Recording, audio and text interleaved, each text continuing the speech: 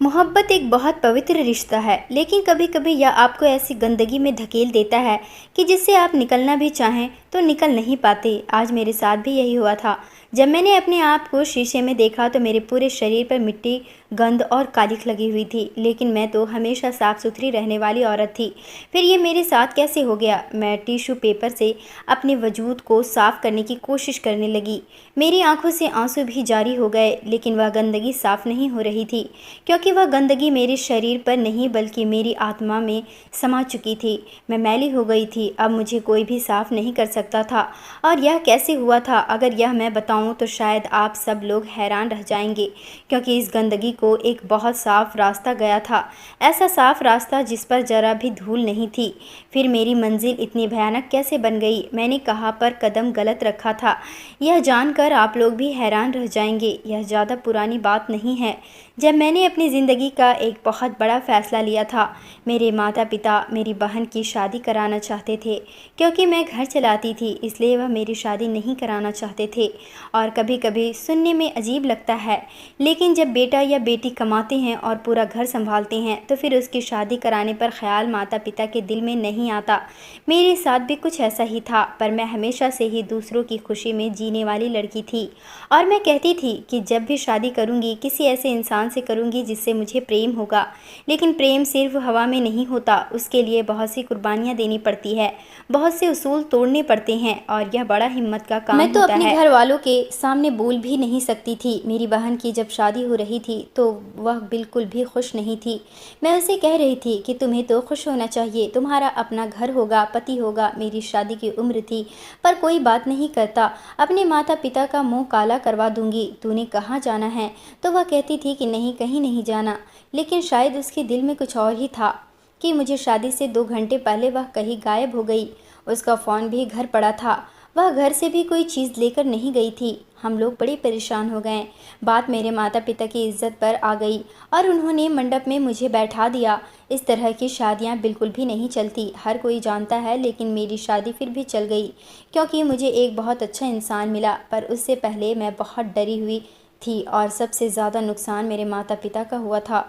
उन्होंने मुझे विदा कर दिया था और मैं ही वह घर चला रही थी। मैं एक बहुत अमीर औरत के यहाँ काम किया करती थी। मैं बहुत अच्छा खाना बनाया करती थी, और उस औरत को मेरे हाथ के खाने की इतनी आदत थी कि वह हर महीने मेरी पगार बढ़ा दिया करती थी कि कहीं न कहीं मैं उसे छोड़कर न चली जाऊं। लेकिन अब तो मुझे उसे भी छोड़ना पड़ा और मेरी शादी हो गई। जब मेरी शादी हो गई तो 2 हफ्ते बाद पता चला कि हमारे नौकर का भी एक लड़का है। इसका मतलब कि मेरी बहन उसी के साथ भाग गई थी। वह दिन गया और आज का दिन गया, कभी मेरी बहन की कोई खबर नहीं आई। मेरे माता पिता कहते हैं कि वह मर गई होगी। मुझे उनके मुंह से ऐसी बातें सुनना बर्दाश्त भी नहीं था।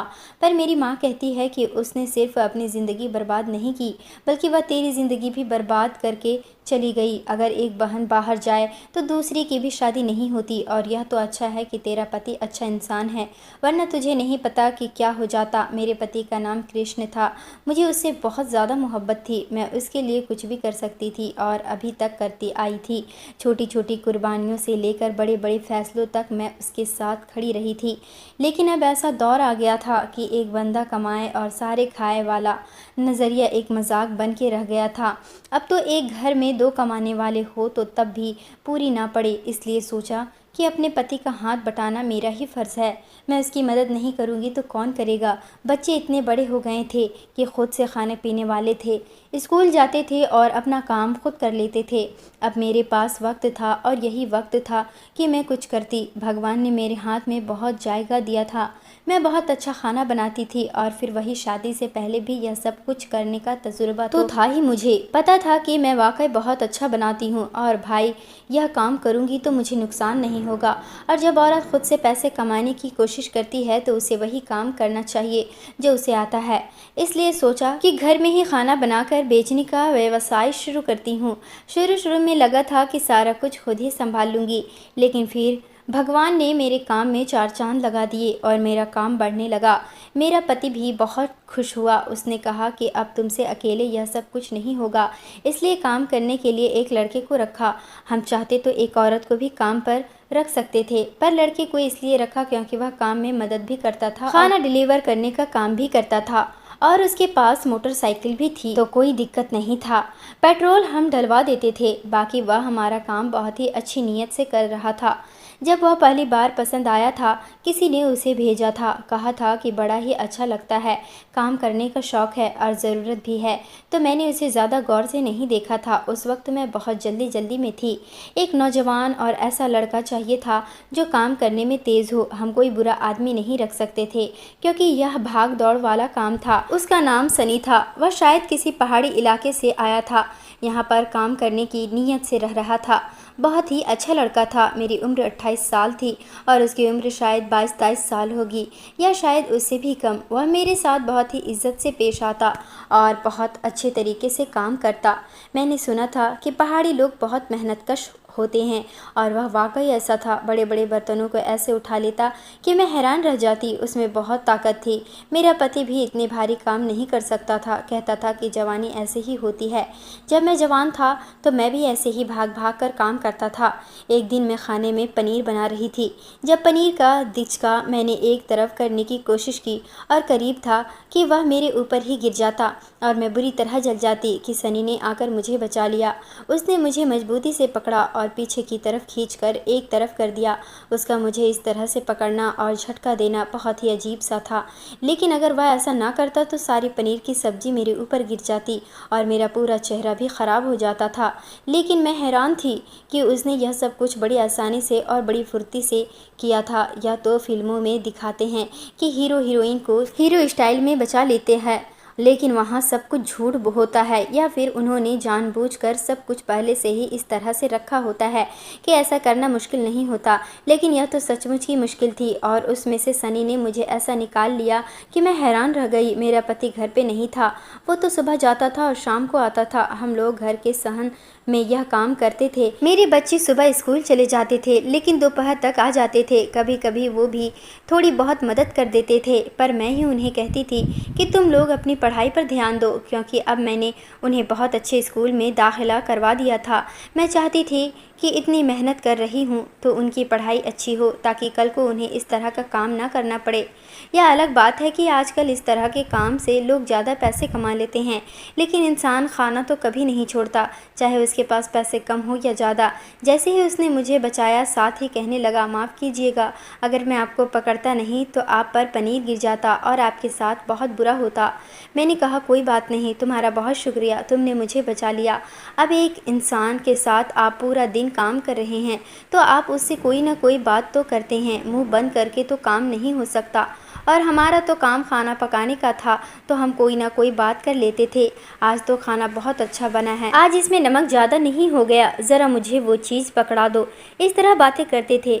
उसने मुझे अपने बारे में भी बताया कि घर में बहनें बहुत ज़्यादा हैं, छोटे बहन भाई हैं, बाबा बीमार रहते हैं, इसलिए मैं शहर काम करने के लिए आया था। मैंने अपने बच्चों के पुराने कपड़े भी उसे दे दिए।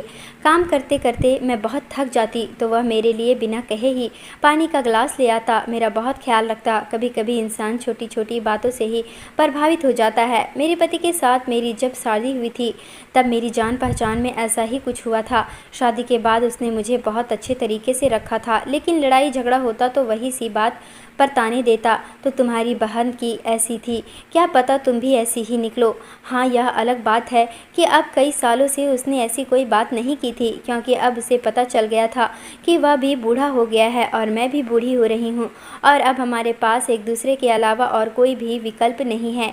मेरी उम्र तो 35 साल ही हुई थी, लेकिन वह मुझसे 8 साल बड़ा था, इसलिए 40 तक पहुँच गया था।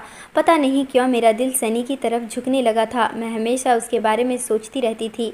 मेरे दिमाग में पूरे दिन की बातें चलती रहती थी। मैंने उससे क्या बात की, उसने मुझसे क्या बात की, हम लोगों ने कब चाय पी, कब उसने मुझे पानी पिलाया, कब उसने मुझे कहा कि आराम से काम करें, कहीं आपको चोट ना लग जाए। मुझे याद है कि जब मेरी शादी हो रही थी और मैंने अपने पति की तरफ देखा था तो मेरा दिल अजीब सा हो गया था, क्योंकि मेरा पति मुझसे उम्र में बड़ा था और उस वक्त मैं जवान थी। मैं चाहती थी कि मेरी शादी कम से कम मेरी उम्र के लड़के से तो करवाई जाए, और यह तो ज़माना था जब बड़ी उम्र के मर्दों से शादी करवाने का बहुत ज़्यादा रिवाज था, क्योंकि कोई इस बारे में इतनी बात ही नहीं करता था। आजकल तो लड़कियों ने खुद बोलना शुरू कर दिया है कि नहीं, हमें तो बूढ़े बंदे से शादी नहीं करनी। मेरा पति मुझसे 8 साल बड़ा था, लेकिन यह अलग बात है कि वह मेरा बहुत ख्याल रखता था। और फिर शादी के बाद मोहब्बत हो ही जाती है और यह सब कहने की बातें होती है कि वह किसी से मोहब्बत करना चाहती थी पर नहीं कर पाई। सोचा कि अपने पति से ही मोहब्बत कर लूँगी, पर जिस तरह से हमारी शादी हुई उसमें मोहब्बत की कोई गुंजाइश नहीं थी। वह अच्छा पति था, यही उसका एहसान था। इससे ज़्यादा ना वह कुछ कर सकता था और इससे ज़्यादा ना मैं उससे कुछ मांग सकती थी, क्योंकि मेरी स्थिति ही ऐसी थी। मैं यह नहीं कहती कि वह मुझसे मोहब्बत करता था, पर मैं यह कहती हूँ कि वह अच्छा पति था और हम पति पत्नी ही बने। इससे ज़्यादा कभी हमारे रिश्ते को कोई मान्यता नहीं मिली। साथ रहते हैं तो मोहब्बत हो ही जाती है। ज़िंदगी तो गुजर ही गई थी, लेकिन अब सनी को देखती थी तो मुझे ऐसा लगता था कि मेरे अंदर वही 19 साल की रूपाली वाले जज्बात जाग रहे हैं। मेरा ही नाम रूपाली था। वह मेरी बहुत तारीफ भी करता था, कहता था कि आप बहुत अच्छी हैं, मैंने आप जैसी औरत नहीं देखी। आप जैसी एक औरत अगर हमारे गांव में हो तो सबकी किस्मत बदल जाए, लेकिन वहाँ की औरतों को ज़्यादा आना जाना नहीं करने देते। फिर उसने बताया कि औरतें खुद ही ऐसी हैं, वह खुद भी नहीं करना चाहती, नहीं तो अपने हक के लिए लड़ तो सकती हैं ना। आपकी तरह घर बैठकर इज्जत से खाना भी बना सकती हैं, इसमें क्या बुरा है। मुझे उसकी कुछ बातें बहुत मजाकिया भी लगती थी, इसलिए मुझे उसकी बातों पर बहुत हंसी भी आती थी और वह मुझे हंसाने के लिए जानबूझकर ऐसी बातें करता था। लेकिन अब मेरे दिल में उसके लिए कुछ और ही जज्बात पैदा होने लगे थे।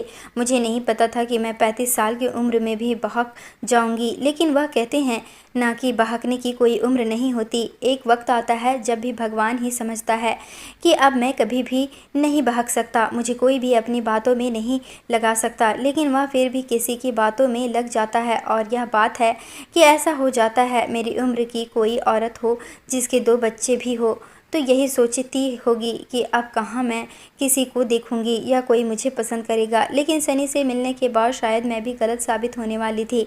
मैं जानबूझकर उसके पास से गुजरती, आजकल अपना बहुत ख्याल रखती, खुशबू लगानी शुरू कर दी थी मैंने। जो लोग इस मामले को समझते हैं वे यह भी समझ गए होंगे कि जब एक अधेड़ उम्र की औरत अपना बहुत ज़्यादा ख्याल रखने लगे और खुशबू लगाना शुरू कर दे तो इसका मतलब है कि मामला बहुत आगे बढ़ चुका है। मुझे अंदाज़ा भी नहीं था कि मेरे साथ यह सब कुछ होगा और इतनी आसानी से होता ही चला जाएगा। मैं सनी की मोहब्बत के जाल में फंस चुकी थी। उसने यह बात अपनी ज़ुबान से नहीं कही थी, लेकिन कोई किसी का इतना ख्याल कब रखता है यह सब ही जानते हैं। वह मेरा ज़रूरत से ज़्यादा ख्याल रखता था। एक दफ़ा तो उसने मुझे बचाने के लिए अपने हाथ में गर्म पानी गिरने दिया और फिर तुरंत मेरे दिमाग में एक मंज़र आया कि एक दफ़ा ऐसा ही मैंने अपने पति को बचाने के लिए अपने हाथ पर गर्म चाय गिरा ली थी और मेरे पति ने फिर भी मुझे ही बातें सुनाई थी। कहा था कि तुम्हारा ध्यान किधर रहता है, तुम देख नहीं सकती। और एक दफ़ा भी यह नहीं पूछा था कि कहीं तुम्हारा हाथ तो नहीं जल गया, जबकि वह अच्छी तरह जानता था कि मैंने तो उसे बचाने के लिए हाथ आगे किया था। उस वक्त मैं बड़ा हैरान हुई थी कि मैंने कुछ अच्छा करने की कोशिश की, लेकिन फिर भी उसको नज़र नहीं आया। ऐसा कैसे हो सकता है? इसका जवाब मैंने अपने आप को यही दिया था कि वह बेपरवाह है, उसे तुम्हारी कोई फ़िक्र नहीं है और वह तुम्हारी फ़िक्र करे भी क्यों। उसने तुम्हें अपने घर में रखा हुआ है, यही काफ़ी है, क्योंकि तुम तो उसकी उस पत्नी की जगह हो जिससे वह शादी करना चाहता था और वह भाग गई। जब वह मुझसे कहता कि आप थक गई होंगी, बैठ जाइए, तब मुझे मेरे पति के वो अल्फाज याद आते कि औरत तो बनी ही काम करने के लिए है। अब यह तो तुम्हारे सिस्टम में है, तुम इससे इनकार कैसे कर सकती हो? अगर तुम्हें अपनी औरत होने पर इतना ही दुख है तो मंदिर जाओ और भगवान से सवाल करो, मुझे मत कहो। जब भी वह मेरा एहसास करता था मुझे मेरे पति की बेपरवाहियाँ याद आती थी, लेकिन यह बात भी अब मुझे बताते हुए अजीब लग रही है कि वह बुरा रवैया जो उस वक्त मुझे मेरे पति का याद आता था वह तो शादी के शुरू के दिनों का था। उसके बाद मेरा पति ठीक हो गया था। जब बच्चे बड़े हुए तो उसे पता चल गया कि अब इसी औरत के साथ मुझे अपनी ज़िंदगी गुजारनी है, मुझे अब किसी ने अपनी बेटी नहीं देनी, तो वह रास्ते पे आ गया था। हाँ, वह एक रवायती मर्द था, लेकिन रवायती मर्दों की तरह ही उसको भी वक्त के साथ अकल आ गई थी। लेकिन जब उसे अकल आई तो तब मेरे पाँव फिसल चुके थे। यह बात बहुत अजीब है कि किसी इंसान के साथ आप रहते हैं, इतने साल गुजारे हो और फिर एक इंसान आपके दिल से ही उतर जाए। अब मैं अपने पति को देखती थी तो मुझे गुस्सा आता था। मुझे उसकी बातों से चिड़चिड़ाहट होने लगी थी। जब वह मुझसे बार बार पूछता, मेरा चश्मा कहाँ है, मेरा चश्मा कहाँ है, और मैं अचानक से चिढ़ गई। उसने कहा, क्या हो गया तुम्हें? पहले भी तो तुम काम करती थी, लेकिन अब तो तुम्हें हेल्पर रख के दे दिया, फिर तुम और भी ज़्यादा चिड़चिड़ी क्यों होती जा रही हो? मैंने कहा, चीज़ सामने पड़ी होती है, आपको नज़र क्यों नहीं आती? आप क्यों मेरे पीछे पड़े रहते हैं? मैं अपने पति से बहुत दूर हो गई थी, लेकिन उसे इस बारे में ज़रा भी अंदाज़ा नहीं हुआ था कि ऐसा क्यों हो रहा है। उसने जानने की कोशिश ही नहीं की थी और वह अपनी दुनिया में बिजी था। एक बड़ी अजीब बात है कि जब तक औरत वफ़ा चाह रही होती है तब तक वफ़ा कर रही होती है। जब उसे इस बात से फ़र्क नहीं पड़ता कि मेरा पति जो मर्जी करे, जहाँ मर्जी जाए, जिसके साथ मर्जी रहे, तो फिर वह खुद के लिए भी यही उसूल बना लेती है और फिर उसे ना तो वफ़ा की ज़रूरत होती है और ना ही वफ़ा करने की कोशिश करती है। मैं भी इसी तरफ जा चुकी थी, लेकिन मुझे उस वक्त पता नहीं था। इस बात ने मेरे अंदर की बागी औरत को पूरा हौसला दिया और कहा कि इससे तो तेरी परवाह ही नहीं है, तू जो भी करती रहे, इससे कुछ पता नहीं है। इस तरह मैंने सनी से अपनी मोहब्बत का इजहार कर दिया। मैं उसके जवाब के लिए बहुत बेफिक्रमंद थी कि वह क्या कहेगा। मैंने यह सब कुछ इतनी आसानी से नहीं किया था। उसकी पगार का वक्त था। मैंने पैसों के अंदर एक छोटा सा पत्र लिखकर डाल दिया था और उसके अंदर अपने दिल की बात लिख दी थी। मैंने नीचे यह भी लिखा था कि अगर तुम्हारा जवाब ना है तो इस बात को फाड़ के कूड़े में फेंक देना और दोबारा इस बारे में मुझसे कोई बात नहीं करना। बिल्कुल ऐसे हो जाना कि जैसे कोई बात ही नहीं हुई। अगर ऐसा नहीं है तो तुम्हारी बड़ी मेहरबानी होगी और किसी को बताना भी नहीं। लेकिन उसने कहा कि मैं तो पहले दिन से ही आपका दीवाना हो गया था, पर मैं कुछ ना बोला। नौकर जो हूँ। मैंने उससे कहा कि अब तुम नौकर नहीं, अब तुम इस दिल के शहंशाह हो। बस मेरा इतना कहना ही काफ़ी था और वही मोहब्बत की आग जो मेरे दिल में जल रही थी वह मुझे दूसरी तरफ से भी नज़र आने लगी। मेरी ज़िंदगी में एक नया और ख़ूबसूरत मोड़ आ गया था, लेकिन मैं यह भूल गई थी कि यह रास्ता अचानक से मेरी आंखों के सामने आया था। यह वह रास्ता नहीं था जो मैंने अपने लिए तय किया था। मुझे इस गली में नहीं जाना था, मुझे यहाँ का रास्ता भी नहीं पूछना था, लेकिन मैं अब इस गली के अंदर आ गई थी और अजीब बात यह थी कि मुझे मंजिल दिखाई नहीं दे रही थी। सामने अंधेरा था और अंधेरे का मतलब तो कुछ भी हो सकता है। या तो उस पार बहुत सारी खुशियाँ थी या फिर सिर्फ रुसवाई। लेकिन अब बताते हुए तो रुसवाई का ख्याल आ रहा है, पर उस वक्त रुसवाई के बारे में एक पल को भी नहीं सोच रही थी। दिल कहता था कि जो कर रही हो ठीक कर रही हो। अपने माँ बाप की मर्जी से शादी की, बड़ी उम्र के आदमी के साथ ज़िंदगी गुजारी, अपनी बहन के कर्मों की सज़ा भुगती। अब तक न जाने कितनी दफ़ा मेरे पति ने मुझे बातें सुनाई थी। वह कहता था कि तुम्हारी बहन बदचलन है, तुम भी किसी दिन यही करोगी। तो शायद उसकी बात सच हो गई थी और मैंने भी वही कर दिया था। जो उसका मुझ पर भरोसा तो वैसे भी नहीं था। तो फिर अगर मैंने यह सब कर दिया तो क्या बुरा किया? जब वह गरीब था तो उसकी बातें सुनी, जब वह अपने उरूज पे था तो उसने मुझे कुछ नहीं समझा, और अब तुम्हारी वजह से जब उसके पास सब कुछ है तो क्या तुम अपनी मर्जी से अपनी ज़िंदगी नहीं गुजार सकती? अब बच्चे छोटे नहीं हैं, बड़े हो गए हैं, उनकी अपनी ज़िंदगी है। तुम जो कर रही हो वह ठीक कर रही हो। जब आपका दिल आपको जवाब देता है ना, तो कभी कभी उसके सामने दिमाग भी लाजवाब हो जाता है। और मैं अब सिर्फ अपने दिल की बातें सुन रही थी। अब मेरा सनी से रिश्ता पूरा खूबसूरत हो गया था। हम एक साथ काम करते थे, पूरा दिन हंसी मजाक करते थे। एक दिन मेरा पति अचानक घर आ गया तो हम लोग हंस हंस के बातें कर रहे थे। उसने मुझे देख लिया और कहा कि मैं तो अपनी कोई फाइल लेने आया था, तुम तो ज़्यादा ही बिजी हो। उसने मुझे दबे लहजे में ताना दे दिया। मैंने कहा कि उसने मुझे एक चुटकुला सुनाया था तो मैं हंसने लगी थी। मेरे पति ने कहा कि इसका काम तुम्हें चुटकुले सुनाना नहीं है और ना ही तुम्हारा काम इतना खुल के हंसने का है, ज़रा हद में रहा करो। माना कि तुम्हारे बच्चे बराबर है, लेकिन है तो मर्द ना। इतना कहकर मेरा पति बाहर निकल गया और मैं सोचने लगी कि सनी मेरे बच्चों के बराबर है। ये कैसी बातें करके चला गया है ये आदमी, इसका तो दिमाग ही ख़राब है। पर उसकी बात गलत नहीं थी। सनी और मेरे बच्चों में ज़्यादा सालों का फ़र्क नहीं था। 3-4 साल का बाद मेरे बच्चे भी सनी जितने ही हो सकते थे। वो कहते हैं ना कि जब बुरा वक्त आने वाला होता है तो आपकी अकल पे पर्दा पड़ जाता है। इसी तरह शायद मेरा बुरा वक्त भी आने वाला था कि मेरे पति की अक्ल पे पर्दा पड़ गया था। वह आजकल मुझसे बहुत दूर दूर रहता था, मेरा बिल्कुल भी एहसास नहीं करता, जबकि मैं उसके लिए इतना कर रही थी। उसे तो पता नहीं था कि मेरा इस लड़के के साथ क्या ताल्लुक़ है, तो फिर उसने क्यों मुझसे मुंह बना रखा था? और ऐसा नहीं हो सकता था कि उसे पता चल गया हो। आज मेरी सालगिरह का दिन था और मेरे पति ने सुबह से मुझे मुबारकबाद नहीं दी थी। शायद उसको याद ही नहीं था। मैं सोच रही थी कि उसे याद आ जाएगा। उसने एक दफ़ा फ़ोन भी किया, लेकिन अपने ही किसी काम से फ़ोन किया था। उसे याद नहीं था। मैं पूरा दिन यही सोचती रही कि वह मुझे विश ज़रूर करेगा। शायद उस दिन अगर वह मेरा एहसास कर लेता तो मैं इस रास्ते से पलट आती, लेकिन उसने शाम को फ़ोन किया कि मैं काम के सिलसिले में बाहर जा रहा हूँ, 2 दिन बाद वापस आऊँगा। तुम सनी को छुट्टी दे देना और काम खुद कर लेना, उसे मत बुलाना। मैंने कहा कि हाँ, आपकी गैर मौजूदगी में उसे नहीं बुलाऊंगी, और मैं वाकई उसे छुट्टी देने वाली थी। लेकिन जब वह कमरे में आया तो उसने अपने हाथ पीछे बांध रखे थे। ऐसा लग रहा था कि कुछ छुपा रहा है। मैंने कहा कि क्या बात है, क्या छुपा रहे हो? क्योंकि मैंने उसे नहीं बताया था कि आज मेरी सालगिरह है।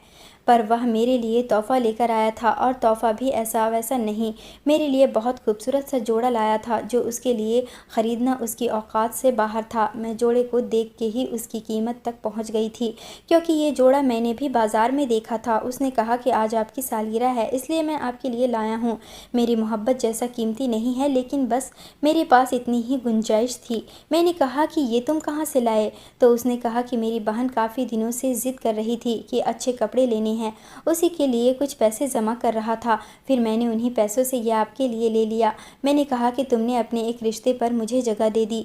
तो उसने कहा कि आपको तो मैंने अपनी सांसों पे भी जगह दे रखी है, तो फिर रिश्ता क्या चीज़ है? मेरी आंखों में खुशी के आंसू आ गए, और मैं उससे कहने वाली थी कि तुम आज 2 दिन की छुट्टी ले लो। मैंने उसे मना कर दिया, और मैंने वो हद पार कर दी जो मुझे नहीं करनी चाहिए थी। वह 2 दिन मेरी ज़िंदगी के सबसे खूबसूरत दिन थे, जबकि देखा जाए तो खूबसूरत नहीं, सबसे बुरे दिन थे। लेकिन उस वक्त मुझे बहुत अच्छे लग रहे थे। मुझे मेरे पति की बात मान लेनी चाहिए थी, लेकिन मैंने उसकी बात नहीं मानी और अपने दिल की बात सुन ली। आज वो सब हो गया जो नहीं होना चाहिए था, लेकिन भगवान की कसम उस वक्त ज़रा भी अफसोस न हुआ था। दिल में वही बात थी कि जिस शख्स को मेरा एहसास तक नहीं, मेरे लिए कोई चीज़ नहीं ला सकता, मेरी छोटी छोटी खुशियों को याद नहीं रख सकता, मैं उसकी इतनी बड़ी इज्जत का बोझ कब तक उठाती फिरूंगी? और बस मैंने अपने आप को मोहब्बत के हवाले कर दिया, और ऐसा किया कि उसके बाद सब कुछ बहुत ही ज़्यादा आगे निकल चुका था। वो हो चुका था जो नहीं होना चाहिए था। मैं 2 कश्तियों की सवार बन चुकी थी। लेकिन जो लोग झूठ की कश्तियों का सवारी करते हैं, वो हमेशा मुंह के बल गिरता है। इसलिए कुछ न कुछ बुरा होने वाला था, और मुझे इस बात का अंदाज़ा नहीं था। मेरा पति जब 2 दिन बाद आया तो वह बहुत खुश था, क्योंकि उसकी कोई बड़ी जगह नौकरी लग गई थी, इसलिए उसका मूड अच्छा था। जब पति का मूड अच्छा होता है तो उसे अपनी पत्नी ही नज़र आती है। उसने सनी के सामने मेरा हाथ पकड़ा। उसे नहीं पता था कि सनी पीछे खड़ा है, और उसने कहा, आज तो तुम मुझे बिल्कुल वैसी लग रही हो जैसी शादी की रात लग रही थी। और वह मुझे अंदर ले जाने लगा। मैंने पलटकर देखा और हैरान रही कि उसने यह बात सुन ली थी। वह अपनी हाथों की मुट्ठियां बंद कर खड़ा था। उसके चेहरे पर गुस्सा था कि जैसे कोई उसकी इज्जत पर हमला कर रहा है। उसकी वो गुस्से से भरी आंखों ने मुझे डरा दिया था। वह जवान आदमी था, वह कुछ भी कर सकता था, और मुझे भी ऐसा लग रहा था कि मैं अपने पति के बजाय किसी गैर आदमी के साथ जा रही हूँ, और यह सनी के साथ बेवफाई है। मुझे बहुत बुरा लग रहा था। यह सब बहुत अजीब सा था। इतनी उलझ चुकी थी कि अब मुझे एहसास होने लगा था कि सामने की मंजिल बहुत बुरी है। मैं फिर से उस गली में खड़ी थी, और सामने जो मंजिल मुझे नजर आई थी उसको देखकर मैं हैरान थी। अगले ही दिन सनी से रहा नहीं गया, और वह मेरे पति के सामने आकर खड़ा हो गया। उसने मेरे पति को सब कुछ बता दिया। कहने लगा, आपकी और मेरी मोहब्बत एक ही है, और जाने कब से चल रही है, लेकिन बात यह है कि वो आपसे मोहब्बत नहीं करती, मुझसे करती है, और इस बात को 1 महीने हो गए हैं। अब आप इस रिश्ते से हट जाइए और मुझे तरीके से उसका हाथ थामने दे। यह बहुत बड़ी बात थी, यानी कि तूफान आ चुका था। मेरे पति ने उससे क्या कहा मुझे नहीं पता। जब उसने मेरी तरफ देखा तो मुझे कहा, तुम अंदर चली जाओ। मुझे ऐसा लगा कि जैसे वह सनी को कोई नुकसान पहुंचाएगा, पर थोड़ी देर के बाद वह घर पर नहीं था। पता नहीं कहाँ चला गया था। मेरा पति वापस आया तो उसने उसके बारे में कोई बात नहीं की, और मेरी भी पूछने की हिम्मत नहीं हुई। वक्त इसी तरह गुजरने लगा। वह मेरे साथ बिल्कुल पहले की तरह ही रह रहा था। एक दिन हिम्मत करके मैंने पूछ लिया तो उसने कहा कि वह वहाँ चला गया जहाँ उसे जाना चाहिए था। मैं हैरान रही कि वह इतनी आसानी से कैसे चला गया। मुझे उसकी बहुत याद आती थी। एक दिन मेरा पति अपने काम पर गया था तो डॉक्टर का फ़ोन आया, और उन्होंने कहा कि आपके पति हॉस्पिटल में हैं, आप लोग आ जाइए। वहाँ जाकर पता चला कि मेरे पति को कैंसर था, और वह इस दुनिया से जाने वाले थे। उनके पास सिर्फ 3 महीने थे, लेकिन उन्होंने हमें यह बात नहीं बताई, क्योंकि हम कैंसर का इलाज वैसे भी नहीं करवा सकते थे। 70 लाख रुपए की ज़रूरत थी जो हमारे पास नहीं थी। वह अपनी आखिरी सांसें ले रहे थे। मेरी आंखों में मेरे आंसू थे। मैं उसका हाथ पकड़े बैठी थी। उसने कहा, मैंने सनी को कहा था कि पूरे 4 महीने बाद वह आ जाए और आकर तुमसे शादी कर ले, क्योंकि तब तक मैं इस दुनिया में नहीं रहूँगा। लेकिन देखो, मैं तो 2 महीने बाद ही जा रहा हूँ। मेरे जाने के बाद तुम उससे शादी कर लेना और बच्चों का बहुत ख्याल रखना। वह अच्छा इंसान है। उसने मुझे सब कुछ बता दिया था, लेकिन इस वक्त मेरे लिए उस सच्चाई की कोई अहमियत नहीं थी। शायद यह भी भगवान की तरफ से इशारा था कि अब मैं जा रहा हूँ तो उसने तुम्हारा नसीब किसी और के साथ लिख दिया और उसे तुम्हारा नसीब बना दिया। मैंने जो भी बुरा किया मुझे माफ़ कर देना। मेरा दिल खून के आंसू रो रहा था। मैं खुद को कोस रही थी। बच्चे भी बहुत परेशान थे। मेरा पति 3 दिन की बीमारी के बाद हॉस्पिटल में ही इस दुनिया से चला गया और कुछ दिनों बाद सनी वापस आ गया। उसने कहा कि मुझे आपके पति ने कहा था कि मेरी पत्नी से कोई रिश्ता ना रखना। मेरे पास सिर्फ 3 महीने थे। मैं वो 3 महीने उसके साथ गुजारना चाहता हूँ। यह सुनकर मुझे बहुत बुरा लगा और मैं अपने ऊपर भी बहुत गुस्सा आ रहा था कि मैं जाते जाते उस आदमी से बेवफाई कर दी। वह बेचारा तो वैसे ही इस दुनिया से जाने वाला था। कम से कम यह जानकर तो ना जाता कि उसकी पत्नी उसके साथ इतना बड़ा धोखा कर सकती है। वह कहीं ऐसी वजह से तो वह अपने वक्त से पहले ना चला गया। मैंने सनी से शादी कर ली थी। वह अपनी बात का पक्का था कि मुझे अपने साथ नहीं लेके जाएगा। यहीं पे रखा हुआ था। यहाँ पे काम करता था और अपने घर वालों के लिए भी पैसे भेजता था, लेकिन मेरे साथ ही रहता था। मेरे बच्चों को भी ख्याल करता था और हमारी मोहब्बत भी अभी तक कायम है। पर जब भी अपने पति की याद आती है तो उसके लिए प्रार्थना करती हूँ। कभी कभी इंसान कितना मजबूर हो जाता है, चीज़ें कितनी उलझ जाती है। मुझे मोहब्बत मिली, लेकिन कैसे मिली ये सब बहुत ही तकलीफ़देह था। आज भी मेरी ज़िंदगी सनी के साथ अच्छी गुजर रही है। वह भी मेरे साथ है और मुझे छोड़ के जाने के बारे में सोच भी नहीं सकता है। ये ख्याल भी उसे डरा देता है। मुझे नहीं लगता कि वह मुझे कभी छोड़ के जाएगा। आप लोग भी मेरे पति के लिए प्रार्थना कीजिए। जो उसके नसीब में यही लिखा था वह उसको मिल गया और जो मेरे नसीब में लिखा था वह मुझे मिल गया। पर जिस तरह से मिला वह बहुत तकलीफ़देह था। बच्चे भी बहुत परेशान हुए, लेकिन अब सनी उनके साथ अच्छे तरीके से रहता है। एक तरफ से देखा जाए तो शायद मेरी ज़िंदगी में आने वाले दोनों मर्द ही बहुत अच्छे थे। एक ने मेरे साथ निभाया और दूसरे ने मुझे मुश्किल वक्त में सहारा दिया। उससे ज़्यादा मुझे अपनी ज़िंदगी से और क्या चाहिए था। दोस्तों, वीडियो कैसा लगा कमेंट करके ज़रूर बताएं। वीडियो को लाइक और चैनल को सब्सक्राइब ज़रूर करें।